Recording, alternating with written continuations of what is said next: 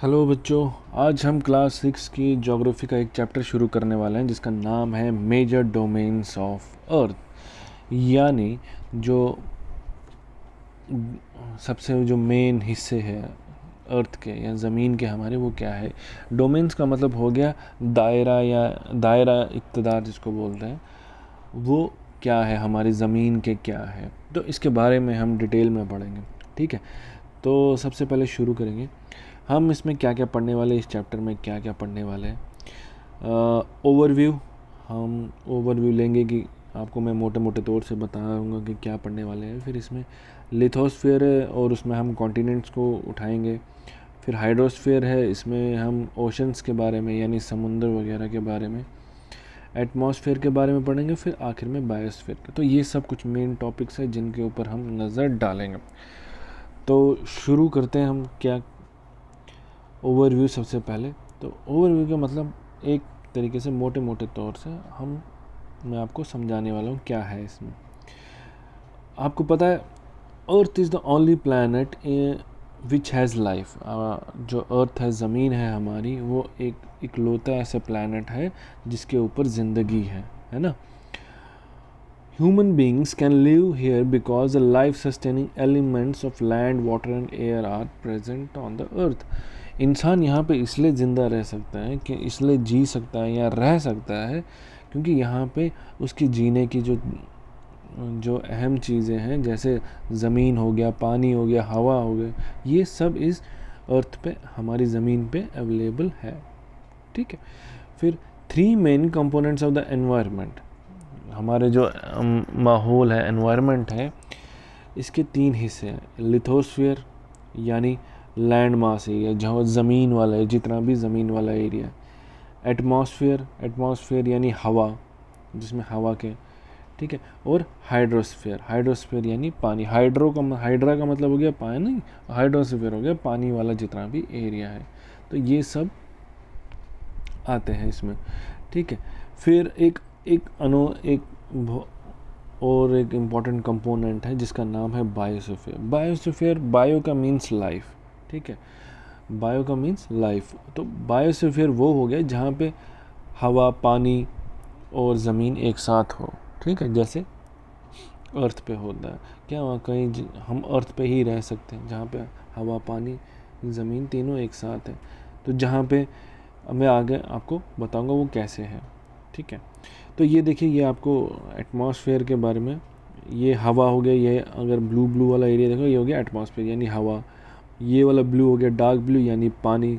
Lithosphere जो yellow में डाला हुआ यानी ज़मीन। तो बायोस्फीयर वो हो गया जहाँ पे हवा, पानी, ज़मीन एक साथ हो, ठीक है।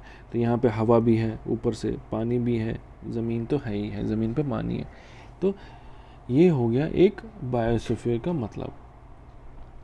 तो एक और तरीका है जिसको बायोस्फीयर को समझ सकते हैं कि 3 सर्कल बनाए हैं। तो जो 3 सर्कल का जो सेंटर है, जहाँ पे वो आपस में मिलते हैं, वो जो ये है, एक एटमॉस्फेयर का सर्कल है, एक लिथोस्फीयर का सर्कल है, एक हाइड्रोस्फीयर का सर्कल है।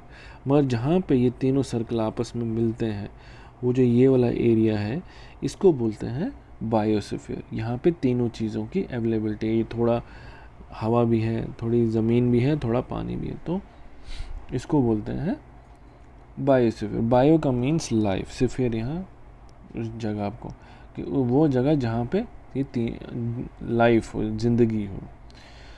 फिर आता है हमारा अगला, शुरू करते हैं मेजर डोमेन्स हमारे क्या है, दायरे जो हैं क्या है इस अर्थ के।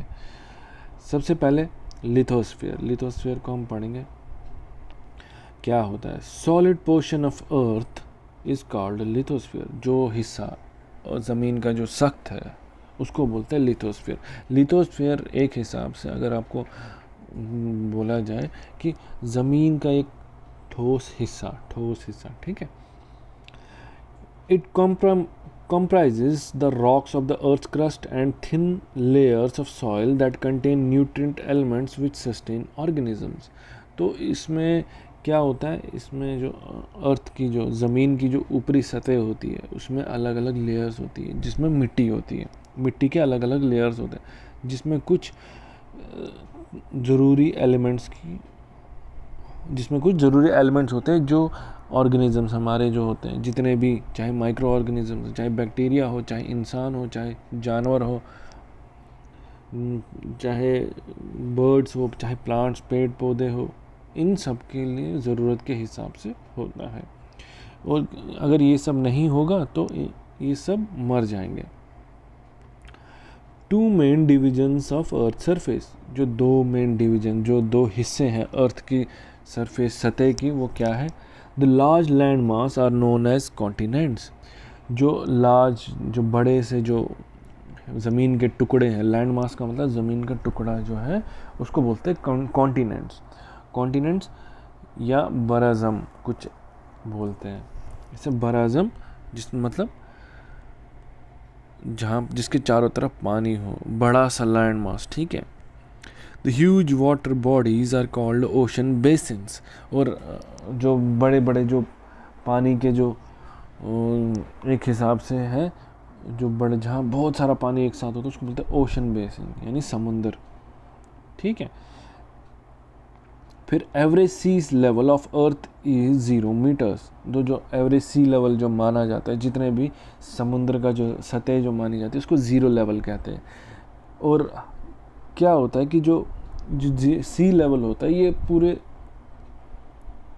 इसमें जितने भी समुंदर हैं वो बराबर ही उनका लेवल होता है। And the height of land mass is measured is comparison to the 0 sea level. और किसी भी लैंड मास, किसी भी ज़मीन के टुकड़े की जो हाइट है, वो उस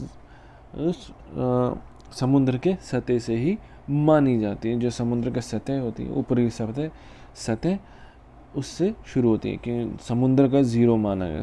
समुद्र की जो टॉप लेयर होगी उसको 0 माना जाएगा, फिर उसके ऊपर से शुरू होगी कितनी लेवल होती है, ठीक है। फिर the highest point on land is mount Everest. जो माउंट एवरेस्ट की जो है वो सबसे ऊंची चोटी मानी जाती है, जिसकी हाइट है 8848 मीटर्स, 8848 मीटर। वो समुद्र की सतह से ऊपर है, ठीक है। And the lowest point or depth is Mariana trench in Pacific ocean at 11,022 meters. वो जो सबसे मतलब ज़मीन उससे समुंदर से नीचे जो, मतलब समुंदर से नीचे जो है कितनी गहराई है, जो अभी तक कहाँ पर है? मरीना ट्रेंच में। मरीना ट्रेंच में कहाँ पे मिलता है? पैसिफिक ओशन में। वहाँ पर है 11,022 मीटर जो गहरी है, ठीक है।